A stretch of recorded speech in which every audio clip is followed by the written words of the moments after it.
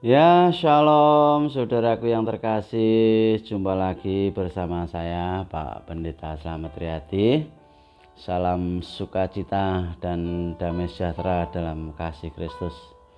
Kiranya hari ini berkat Tuhan melimpah ya buat kita semua, yaitu berkat kasih karunia, berkat kesehatan, juga berkat apapun yang Tuhan berikan hari ini menjadi sukacita dan damai sejahtera di dalam kasih Kristus. Baiklah saudaraku yang terkasih, hari ini saya akan membawakan firman Tuhan di Yohanes 13 ya, ayatnya 34 sampai 35, yaitu perintah baru ya, yaitu tentang saling mengasihi, untuk saling mengasihi. Dan inilah kita harus menjadi pengikut Kristus ya, teruslah berjalan dengan kasih ya, ini perintah Tuhan ya. Namun sebelum saya kupas bagaimana firman Tuhan ini supaya bisa menjadi penguat buat kita ya untuk terus berjalan dengan kasih, maka akan saya bacakan dulu firman Tuhan di Yohanes 13 ayatnya 34 sampai 35. Beginilah firman Tuhan. Aku memberikan perintah baru kepada kamu, yaitu supaya kamu saling mengasihi. Sama seperti aku telah mengasihi kamu, demikian pula kamu harus saling mengasihi. Dengan demikian semua orang akan tahu bahwa kamu adalah murid-muridku, yaitu jikalau kamu saling mengasihi. Amin. Jadi saudaraku yang terkasih, ada satu firman Tuhan mengatakan bahwa lebih bahagia memberi daripada menerima, yaitu di Kisah Para Rasul 30 ayat 35. Nah, apa hasilnya ya jika kita itu meniru teladan Yesus ya dalam menunjukkan kasih? Jadi kata-kata Yesus tersebut yang menandaskan kebenaran yang penting ini, yaitu kasih yang tidak mementingkan diri ya, dan mendatangkan imbalan tersendiri. Meskipun ada banyak kebahagiaan dalam menerima kasih, itu ada kebahagiaan yang bahkan lebih besar dalam memberikan atau menunjukkan kasih kepada orang ya. Jadi menunjukkan kasih pada orang lain. Makanya firman Tuhan lebih bahagia memberi daripada menerima. Nah, tidak ada yang memahami hal ini lebih baik daripada Bapa Surgawi kita ya, seperti yang kita lihat pada ayat-ayat sebelumnya. Kalau kita melihat di ini ya, itu jelas sekali di situ Yesus adalah teladan kasih yang paling unggul, boleh dibilang memang dialah sang kasih itu ya, sebagai teladan. Jadi tak seorang pun itu pernah menunjukkan kasih dengan cara yang lebih besar atau selama kurun waktu yang lebih panjang daripada Yesus itu sendiri ya. Jadi tidak mengherankan kalau bukan, katakanlah kalau bukan Yesus ya yang disebut sebagai Allah yang bahagia, itu ada di 1 Timotius 1 ayat 11. Jadi Tuhan yang kita sembah ya, yang pengasih, itu menginginkan kita untuk apa? Untuk berupaya menjadi seperti Dia ya, khususnya dalam menunjukkan kasih ya. Kalau kita melihat di Efesus 5 ya ayat 1 dan 2, itu memberitahu kita, jadilah peniru Allah sebagai anak-anak yang dikasihi ya. Kita merasakan kebahagiaan yang lebih besar daripada karena memberi. Jadi kita juga merasa puas karena tahu bahwa kita itu menyenangkan Tuhan ya, sebab firman-Nya mendesak kita untuk apa? Untuk mengasihi satu sama lain ya, di Roma 13 ayat 8. Namun mohon maaf, namun ada alasan-alasan lain ya, yang mana mengapa kita hendaknya terus berjalan dengan kasih. Nah, mengapa kasih itu sangat penting? Nah, ini perlu kita mengerti ya, mengapa penting bagi kita untuk menunjukkan kasih yang rela berkorban kepada sesama kita. Jadi mengapa penting bagi kita untuk menunjukkan kasih kepada sesama, khususnya rekan seiman seperti itu. Singkatnya, kasih adalah inti daripada ajaran Kristus yang sejati. Ya, tanpa kasih kita tidak bisa ya memiliki ikatan yang erat ya dengan rekan-rekan seiman, orang-orang percaya. Dan terlebih lagi kita tidak berharga dalam pandangan Tuhan. Jadi perhatikanlah bagaimana firman Tuhan menandaskan kebenaran-kebenaran tersebut. Nah, pada malam terakhir kehidupannya di bumi itu Yesus berkata kepada para pengikutnya. Ini kalau saudara masih ingat ya, itu Tuhan berkata begini, "Aku memberikan kepadamu perintah baru." Ya, sebagaimana ini firman yang saya bacakan tadi ya. Jadi aku memberikan perintah yang baru ya, agar kamu mengasihi satu sama lain. Sebagaimana aku telah mengasihi kamu, agar kamu juga mengasihi satu sama lain. Dengan inilah semua orang akan tahu bahwa kamu adalah murid-muridku, jika kamu mempunyai kasih di antara kamu. Ya, ini di Yohanes 13 ya, ayat 34 sampai 34. Jadi sebagaimana aku telah mengasihi kamu. Nah, ya. Kita perintahkan Di sini diperintahkan untuk menunjukkan jenis kasih seperti yang Yesus perlihatkan. Ya. Kalau kita melihat di pasal 29, kita memperhatikan bahwa Yesus itu memberikan teladan yang yang mengagumkan dalam hal mempertunjukkan kasih yang rela berkorban. Ya, mendahulukan kebutuhan dan kepentingan orang lain. Kita juga harus mempertunjukkan kasih yang tidak mementingkan diri, ya. Dan kita harus melakukannya dengan sangat nyata sehingga kasih kita itu terlihat jelas ya oleh orang-orang di luar sana ya, atau di luar orang-orang yang sebelum mengenal Kristus, yang belum mengenal Kristus. Jadi kita bisa menjadi terang, bisa menjadi garam untuk mereka, bahwa kita itu pengikut Kristus yang mempunyai kasih yang tulus.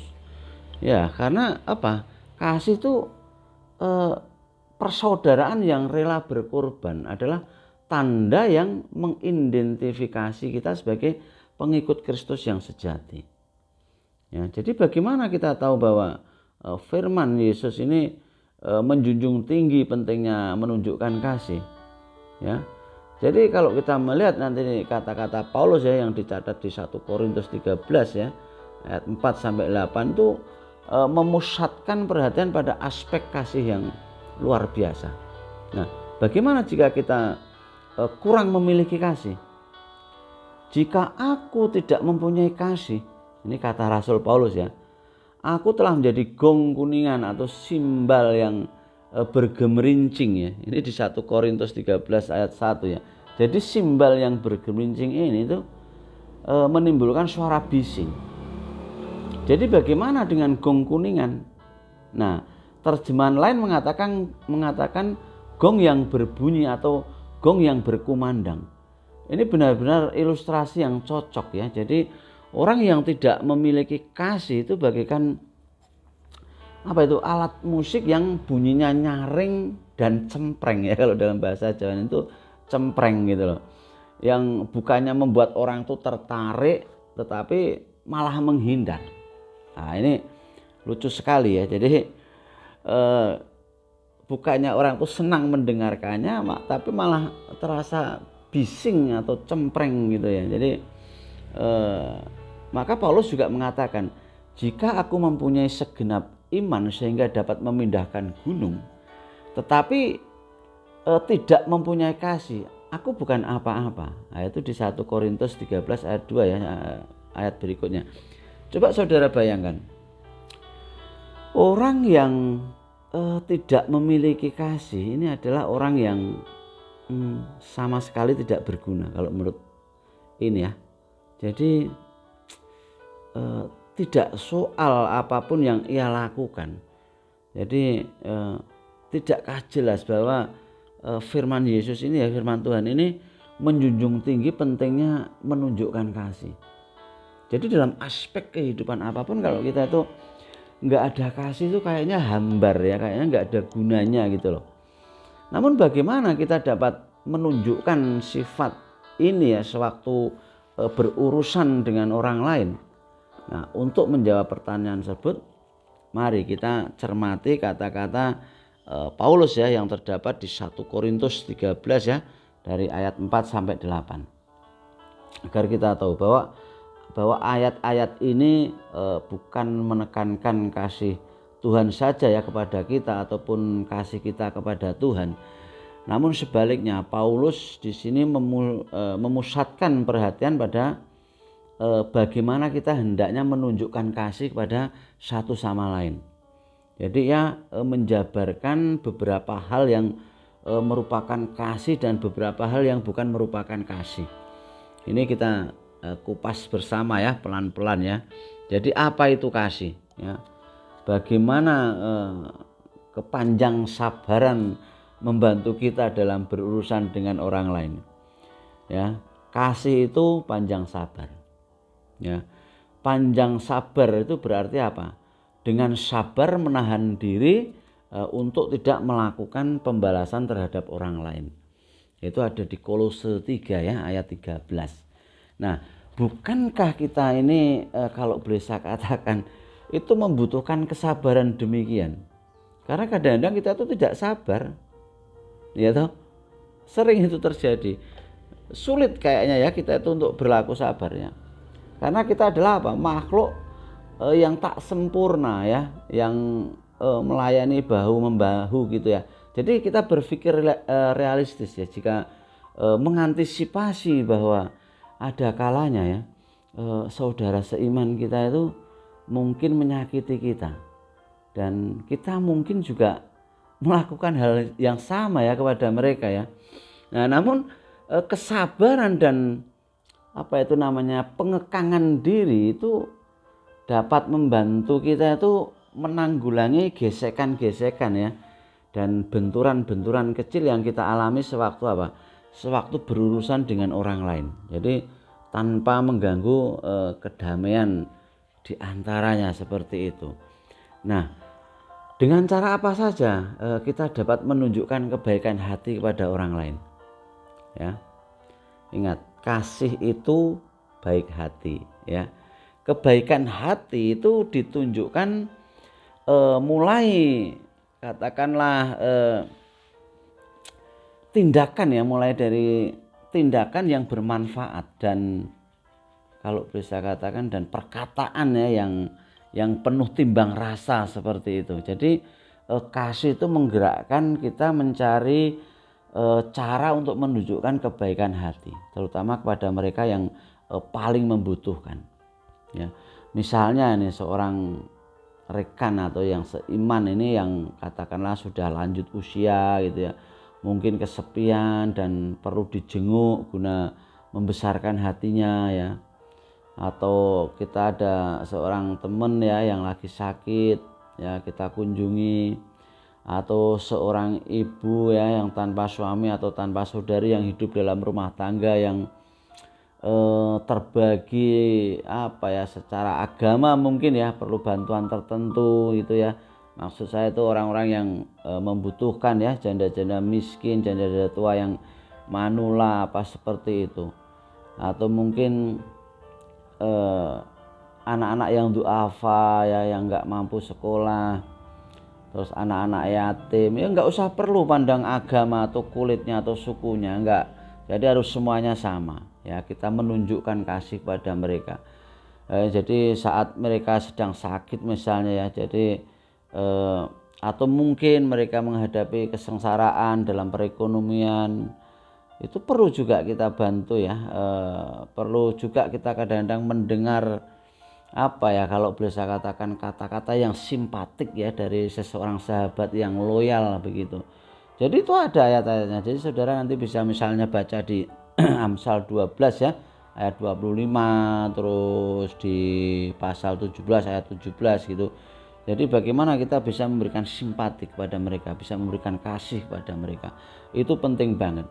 Jika kita itu berinisiatif untuk menunjukkan kebaikan hati ya, dengan cara-cara demikian kita itu memperlihatkan kesejatian kasih kita ya sebagai pengikut Kristus, seperti itu. Itu nanti saudara bisa baca di 2 Korintus 8 ya, ayat 8. Jadi bagaimana kasih membantu kita menjunjung dan berbicara kebenaran, bahkan sewaktu tidak mudah ya bagi kita untuk melakukannya. Nah, kasih itu bersukacita karena kebenaran.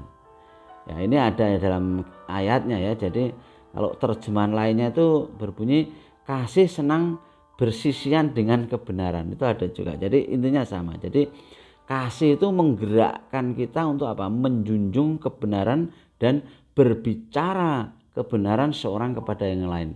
Itu nanti saudara bisa baca di kitab Zakaria 8 ya, ayat 16. Jadi misalnya jika seseorang yang kita kasihi itu terlihat dalam dosa misalnya ya, katakanlah dosa itu udah agak serius banget gitu ya.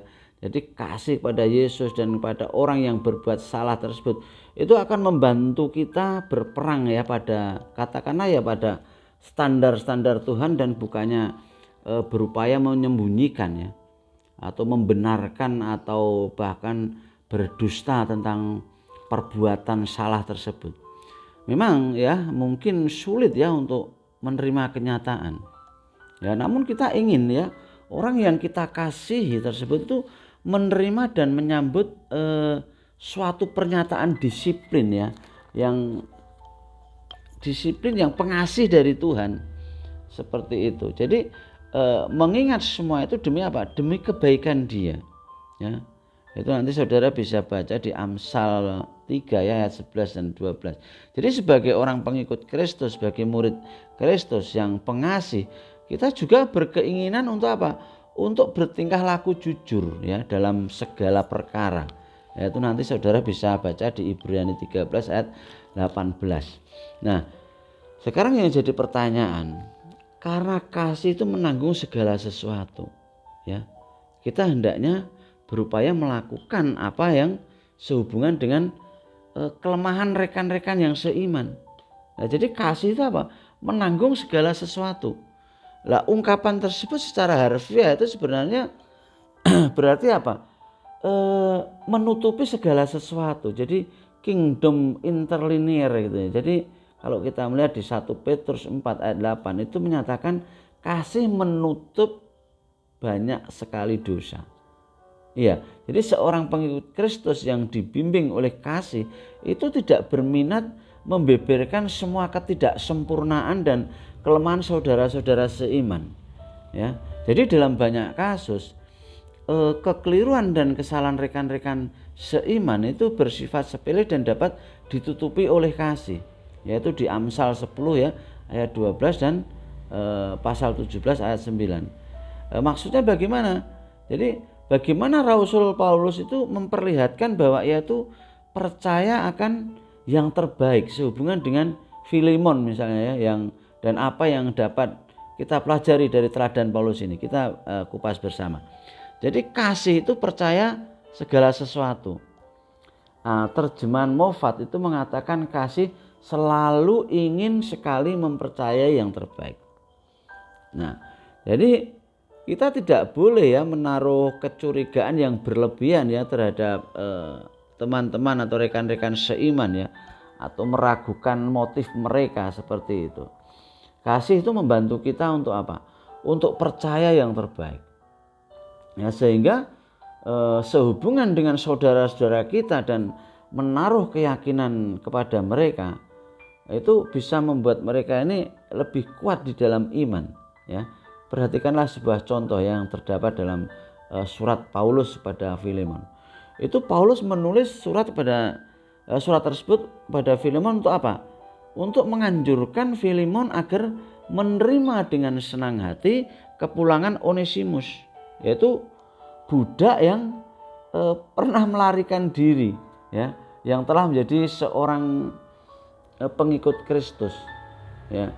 Jadi ketimbang berupaya memaksa Filemon, Paulus menyampaikannya berdasarkan kasih. Jadi ia menyatakan istilahnya begini. Jadi ia menyatakan keyakinannya bahwa Filemon akan melakukan tindakan yang benar dengan mengatakan, karena percaya bahwa engkau akan memenuhinya, aku menulis kepadamu sebab mengetahui bahwa engkau bahkan akan melakukan lebih daripada hal-hal yang kukatakan. Itu ayat di 21 ya. Jadi jika kasih menggerakkan kita untuk menunjukkan keyakinan semacam itu terhadap saudara-saudara kita, ya, kita mengembangkan sifat terbaik mereka. Seperti itu. Nah, bagaimana kita dapat menunjukkan bahwa kita mengharapkan yang terbaik bagi saudara-saudara kita? Nah, kasih itu mempunyai harapan ya akan segala sesuatu. Jadi kasih itu penuh kepercayaan, ya, dan juga apa? Penuh harapan, karena dimotivasi oleh kasih. Jadi kita mengharapkan yang terbaik bagi saudara-saudara kita. Sebagai contoh, jika seorang saudara katakanlah mengambil langkah yang salah sebelum ia menyadarinya, kita berharap dia akan menyambut upaya-upaya pengasih untuk apa? Untuk menyesuaikan dia kembali, ya. Itu di Galatia 6 ayat 1. Jadi kita juga berharap bahwa orang-orang yang imannya lemah itu akan pulih kembali, ya. Kita bersabar terhadap orang-orang demikian, yaitu melakukan apa yang dapat kita lakukan untuk membantu mereka ya agar imannya menjadi kuat. Misalnya kita baca di kitab Roma ya 15 ayat 1 dan juga di 1 Tesalonika 5 ayat 14. Bahkan jika seseorang yang kita kasih tersesat, ya, kita tidak berhenti berharap bahwa suatu hari nanti ia akan sadar dan kembali kepada Yesus sebagaimana anak yang hilang dalam perumpamaan Yesus ya, kalau kita melihat di Lukas 15 ya ayat 17-18. Jadi dengan cara apa saja ya untuk ketekunan kita ya, mungkin diuji di dalam pertemuan atau apapun, dan bagaimana kasih akan membantu kita menanggapinya. Nah, ini penting juga. Jadi kasih itu juga bertekun menanggung segala sesuatu. Nah, ini penting. Jadi ketekunan itu memungkinkan kita berdiri teguh ya menghadapi kekecewaan ataupun penderitaan. Ya. Jadi ujian ketekunan itu tidak hanya datang dari luar jemaat atau dari luar orang-orang yang sudah percaya ya. Ada kalanya kita mungkin diuji dari dalam ya, karena tidak sempurna. Jadi saudara-saudara kita itu kadang-kadang juga mengecewakan kita. Nah, pernyataan yang tidak dipikir lebih dahulu itu bisa menyakiti perasaan kita ya. Kalau kita lihat di Amsal 12 ayat 18 ya. Jadi bisa jadi suatu persoalan ya di dalam tubuh orang-orang percaya ya, itu kalau tidak ditangani sebagaimana yang menurut kita semestinya dilakukan, itu akan menjadi kacau. Jadi tingkah laku katakanlah seorang saudara yang disegani mungkin mengesalkan ya, membuat kita itu berpikir, masa orang Kristen tingkahnya begitu, kan begitu. Misalnya dia melakukan satu kesalahan ya, sewaktu menghadapi katakanlah situasi-situasi demikian itu ya, kadang-kadang apakah kita akan menjauh dari pertemuan atau dari jemaat atau katakanlah berhenti melayani seperti itu. Tidak ya, tidak boleh begitu. Jadi jika kita mempunyai kasih, tentu saja kita tetap akan memberikan yang terbaik ya. Kasih itu mencegah kita menjadi sedemikian dibutakan oleh kelemahan seseorang saudara ya, sehingga tak dapat lagi melihat hal-hal baik dalam diri saudara tersebut atau dalam teman-teman yang seiman seperti itu ya, secara keseluruhan. Jadi kita tidak boleh hanya memandang kesalahannya aja ya, tapi kita boleh menegur dan kita tetap boleh katakanlah memberikan pengertian, dan untuk itu kita harus melihat kebaikan-kebaikan dia, jangan dilihat kesalahannya saja. Karena kalau hanya dilihat kesalahannya saja, tentu saja hati kita juga berontak ya, berarti kita nggak ada kasih seperti itu. Jadi kasih itu memungkinkan kita tetap setia kepada Tuhan dan mendukung saudara-saudara seiman ya, tidak soal apapun yang dikatakan atau dilakukan oleh manusia yang tak sempurna lainnya, tetap kita membantu. Karena kadang-kadang kesalahan kita itu gini loh, kadang-kadang saat melihat saudara seiman yang salah, kita bukannya mendukung dia untuk memberikan nasihat atau katakanlah merangkul mereka supaya kembali ke jalan yang benar, tapi justru kita itu menghakimi dan menjauhi mereka. Jadi akhirnya mereka semakin tersesat seperti itu. Nah, yang berikutnya, apa yang bukan kasih? Nah, ini penting tahu juga ya. Apakah kecemburuan yang tidak patut itu, dan bagaimana kasih membantu kita menghindari emosi yang bersifat merusak tersebut misalnya. Jadi kasih itu tidak cemburu ya. Karena kecemburuan di sini kecemburuan yang negatif ya maksudnya ya. Jadi kecemburuan yang tidak patut, yaitu yang tidak patut atau tidak pantas ya, yang keluar dari konteks katakan itu katakan itu dapat membuat kita itu apa? Menjadi dengki ya atau iri seperti itu ya terhadap apa yang dimiliki orang lain ya, baik itu tentang harta atau apapun ya, tentang hak istimewa atau mungkin tentang kesanggupan mereka ya. Jadi katakanlah kecemburuan semacam itu adalah emosi yang egois ya dan bersifat merusak ya, yang bisa merusak. Jadi apa ya, kalau bisa katakan kecemburuan yang negatif gitu ya, jadi seperti iri dan lain sebagainya gitu ya, itu dapat merusak ya, jika tidak dikendalikan itu dapat apa, dapat merusak kedamaian di antara sesama pengikut Kristus atau sesama orang percaya. Nah, apa yang akan membantu kita melawan kecenderungan untuk dengki biasanya itu ya. Jadi di Yakobus 4 ayat 5, jadi jawabannya adalah kasih. Supaya kita tidak punya sifat rasa dengki, iri, ya kita harus punya kasih. Nah, sifat yang berharga ini memungkinkan kita apa? Bersukacita bersama orang yang tampaknya memiliki keberuntungan hidup yang tidak kita miliki. Ya, misalnya di Roma 12 ayat 15. Jadi kasih membantu kita untuk apa? Untuk tidak merasa terhina ya apabila seseorang itu dipuji atas kesanggupannya yang unggul atau hasil kerjanya yang menonjol seperti itu. Jadi misalnya teman kita itu mendapatkan apresiasi ya dari katakanlah prestasinya atau kinerjanya atau apa, kalau kita itu punya kasih tentu saja kita ikut bersukacita. Namun saat kita sudah ada iri dengki, ada temannya yang dapat prestasi atau apa, kita pasti jengkel kan gitu, bahkan nggak ada sukacita. Dan kasih itu juga tidak membual ya. Jika kita itu sungguh-sungguh mengasihi saudara-saudara kita, mengapa kita tidak akan tentu saja kita tidak akan apa ya, membualkan apa yang kita lakukan dalam melayani Tuhan. Jadi kasih itu tidak membual, tidak menjadi besar kepala istilahnya seperti itu. Nah, kasih juga mencegah kita memamerkan bakat atau prestasi kita. Artinya apa? Kalau lebih tepatnya itu seperti apa ya istilahnya ya, pamer itu tadi ya, atau tebar pesona seperti itu ya. Nah, jika kita sungguh-sungguh mengasihi saudara-saudara kita, bagaimana mungkin kita terus-terusan membualkan kesuksesan kita dalam dinas atau hak-hak istimewa atau katakanlah sesuatu yang terlalu kita apa ya, kita bangga-banggakan seperti itulah. Jadi tebar pesona lah istilahnya, itu nggak boleh kayak gitu ya. Jadi bualan semacam itu dapat apa, dapat mengecilkan hati orang lain ya, membuat mereka itu merasa rendah diri. Jadi kasih tidak membuat kita itu membualkan hak istimewa ya, misalnya dalam hal apapun itulah ya, kita tidak boleh istilahnya itu terlalu over ya dalam menceritakan seperti itu disebut apa ya, membual ya, atau sombong juga ya.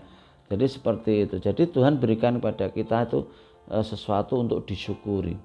Lagi pula kasih itu tidak menjadi besar kepala ya, atau seperti apa ya, kalau boleh dikatakan itu Kasih itu tidak membanggakan gagasan yang dibesar-besarkan demi apa? Demi kepentingannya sendiri. Ya, jadi kasih mencegah kita itu memandang diri kita itu lebih tinggi daripada yang semestinya. Ya, kalau kita baca nanti di Roma 12 ayat 3 ya. Jadi kasih mencegah kita memandang diri kita lebih tinggi daripada yang semestinya.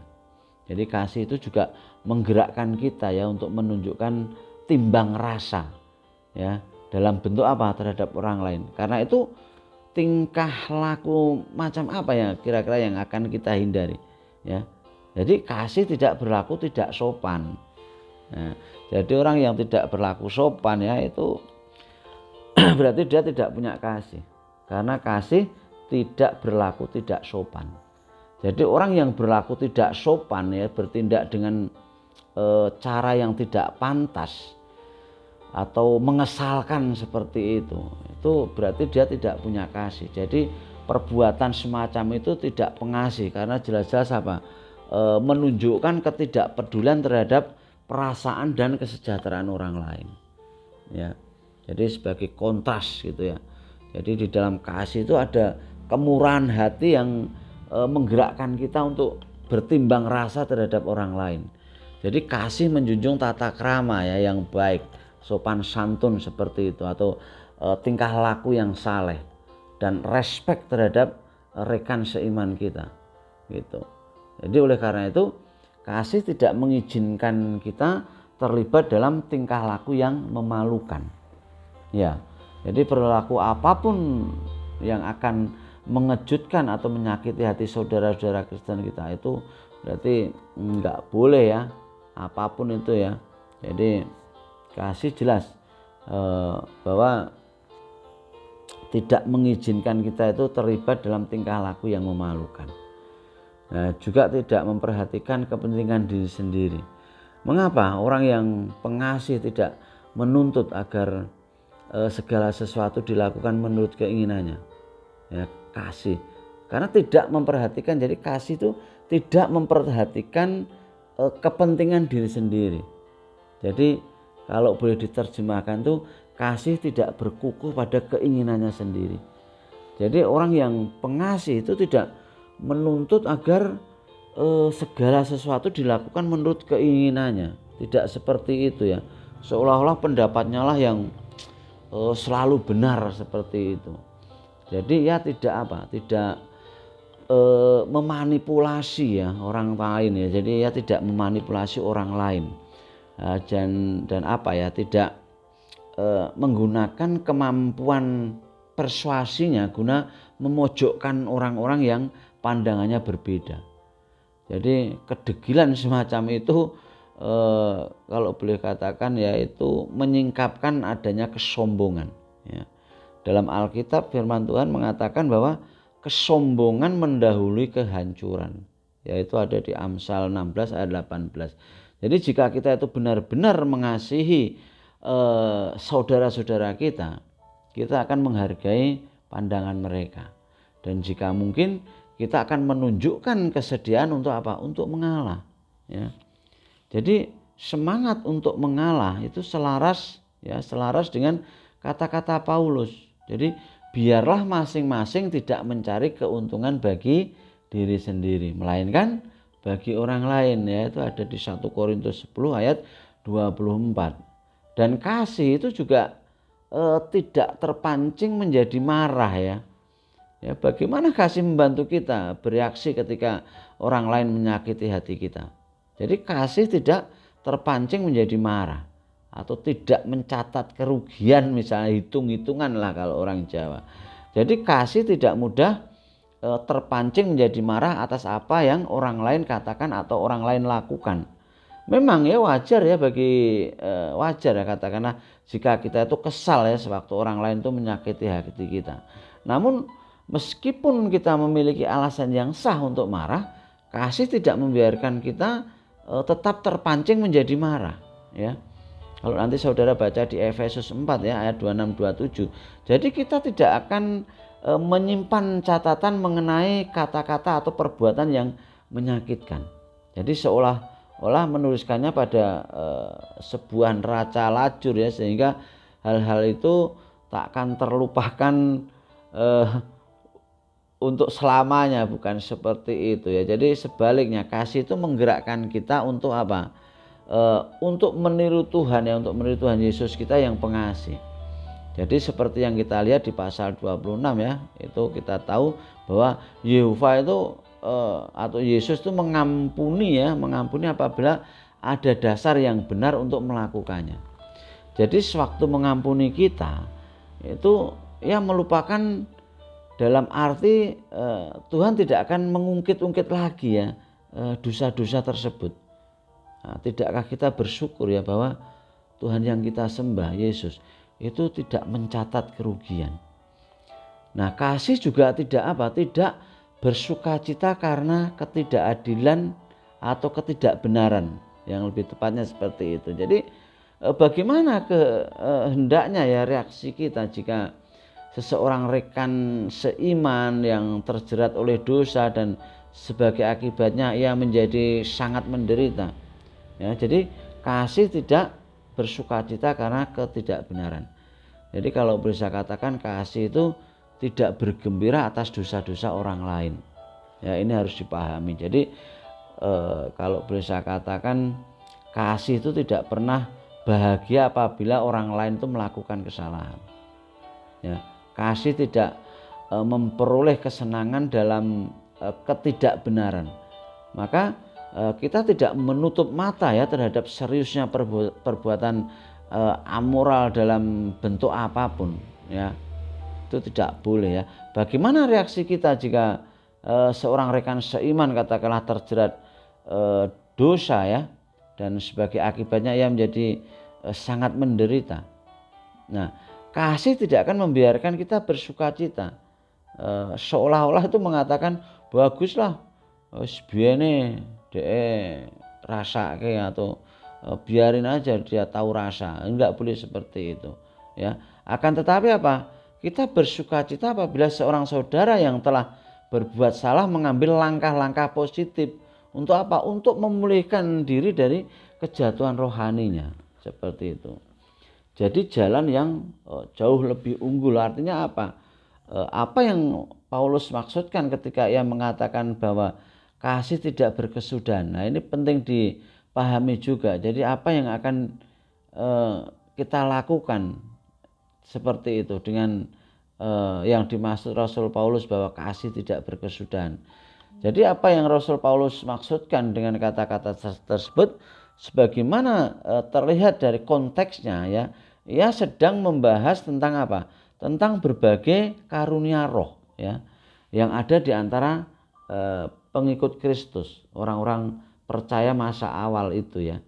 Jadi karunia-karunia itu merupakan tanda ya bahwa sidang yang baru terbentuk tersebut mendapat perkenan Tuhan. Namun tidak semua orang Kristen katakan atau orang percaya itu dapat menyembuhkan atau bernubuat atau berbicara dalam bahasa-bahasa lain. Akan tetapi hal itu tidak menjadi masalah, karena karunia-karunia roh yaitu bersifat mujizat tersebut pada akhirnya akan lenyap. Meskipun demikian ada sesuatu yang akan tetap ada. Nah, sesuatu yang dapat dipupuk oleh setiap pengikut Kristus. Sesuatu yang lebih menonjol, yang lebih bertahan daripada karunia roh ya yang bersifat mukjizat manapun. Malah di sini Rasul Paulus menyebutnya sebagai jalan yang jauh lebih unggul ya. Kalau kita melihat di 1 Korintus 12 ya, ayat 31. Nah, apa jalan yang jauh lebih unggul tersebut? Yaitu jalan kasih. Haleluya. Ya. Jadi umat Yesus ya, umat Kristen atau pengikut Kristus itu sebenarnya dikenal dari kasih mereka kepada satu sama lain. Ini harus kita pahami ya. Jadi kasih pengikut Kristus yang Paulus lukiskan itu tidak berkesudahan ya, tidak akan pernah berakhir hingga saat ini ya, dan selamanya. Jadi hingga saat ini kasih persaudaraan yang rela berkorban itu mengidentifikasi para pengikut Yesus yang sejati. Ya. Tidakkah kita melihat bukti bahwa adanya kasih semacam itu di katakanlah pertemuan-pertemuan orang-orang percaya ya di seluruh bumi ini ya, dimanapun ya, kalau orang udah sama-sama di dalam tubuh Kristus, mereka luar biasa ya. Jadi kasih tersebut akan ada untuk selama-lamanya karena Tuhan kita itu menjanjikan kehidupan abadi pada hamba-hambanya ya, pada umatnya yang setia ya. Jadi itu saudara nanti bisa baca di Mazmur 37 ya, ayat 9 dan sampai 11, dan juga di pasal 29 itu di ayat 29 itu juga ada. Jadi semoga kita terus terus melakukan yang terbaik ya. Untuk apa? Terus berjalan dengan kasih. Jadi dengan melakukannya kita dapat merasakan kebahagiaan yang lebih besar ya, karena memberi lebih dari itu ya. Jadi saudaraku yang terkasih, kalau boleh saya katakan, kita dapat terus hidup ya dengan kasih ya, terus mengasihi selama-lamanya, serasa meniru Tuhan yang kita sembah, yang pengasih, yaitu Yesus Kristus. Jadi kalau kita melekat pada Yesus, kita melihat teladannya, tentu saja kita bisa. Jadi di sini untuk mengakhiri katakanlah pembawaan firman ini, bagaimana kita bisa katakanlah mengulas soal kasih, supaya kita bisa memahami tentang bagaimana kita itu menunjukkan kasih kepada satu sama lain. Namun intinya bahwa apapun yang kita lakukan supaya kita bisa mengerti tentang kasih sayang dan bagaimana kita dapat menerapkan nasihat-nasihat daripada Tuhan Yesus, dan bagaimana kita itu bisa menunjukkan bahwa kasih kita kepada rekan seiman itu harus tulus, murni dan hangat. Bagaimana kita dapat menunjukkan bahwa kasih akan Tuhan itu tetap ada dalam diri kita, dan apa motivasi terkuat untuk menunjukkan kasih kepada saudara-saudara seiman kita. Untuk itu kita akhiri pembawaan firman Tuhan ini, dan jadilah murid Kristus ya, sebagaimana Tuhan sendiri perintahkan bahwa aku memberikan perintah baru pada kamu, yaitu supaya kamu saling mengasihi sama seperti aku telah mengasihi kamu, dengan demikian pula kamu harus saling mengasihi. Dengan demikian semua orang akan tahu bahwa kamu adalah murid-muridku, yaitu jikalau kamu saling mengasihi. Haleluya. Oke, sampai di sini dulu saudaraku ya untuk renungan hari ini. Kiranya kita bisa satu sama lain bisa mengerti tentang kasih Kristus, kita bisa saling mengasihi, dan kita bisa saling menguatkan ya, supaya di antara kita anak-anak Tuhan tidak saling cengkrah ya, karena kita sering melihat juga orang-orang yang sudah menerima Tuhan, katakanlah yang Kristen dari lahir ya, bukannya semakin tumbuh imannya, bukannya semakin tumbuh kasihnya, namun kasih semakin hambar ya, semakin menjauh. Itu tidak boleh. Untuk itu teruslah berjalan dengan kasih. Baiklah, terima kasih saudaraku. Sampai di sini dulu firman Tuhan yang bisa saya sampaikan. Kiranya bisa memberikan kekuatan dan imun buat rohani kita ya. Untuk itu sebelum saya akhiri, mari kita sama-sama berdoa. Kiranya kasih karunia dari Bapa Tuhan kita senantiasa tercurah buat kita. Apapun yang kita lakukan dalam aktivitas kita, Tuhan memberkati, baik berkat jasmani maupun rohani, dan kita selalu di dalam lindungannya, tetap sukacita dan damai sejahtera di dalam kasih Kristus. Tuhan Yesus memberkati semuanya. Haleluya. Amin. Shalom. Tuhan memberkati. Maranatha. Amin.